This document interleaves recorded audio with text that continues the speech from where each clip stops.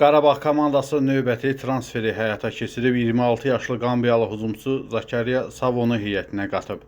Əldə etdiyimiz məlumata görə futbolçu ilə 3 illik müqavilə imzalanıb. Buna görə də onun klubuna, yəni Yurgerden klubuna təzminat ödəniləcək. Bu keçid Ağdam klubuna ümumilikdə 1,5 milyon manata, yəni 800 min avroya başa gəlib. Razılığa əsasən qarşı tərəfə bugünkü məzənnə ilə 1 milyon manat məbləğində sabit ödəniş həyata keçiriləcək. Qalan məbləğ isə əlavə bonuslar şəklində ödəniləcək.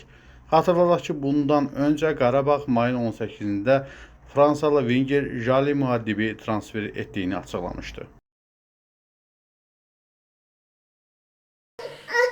Dəyərli izləyicilər, bildiyiniz kimi Miray balamızı bir neçə aydır ulserativ kolit xəstəliyindən müalicə etdiririk. Bağırsağındakı sancılar təbii ki dözülməzdir.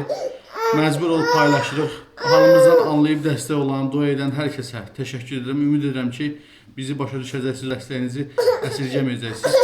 Allah heç kimə bizim kimi çarəsizlik nəsib eləməsin.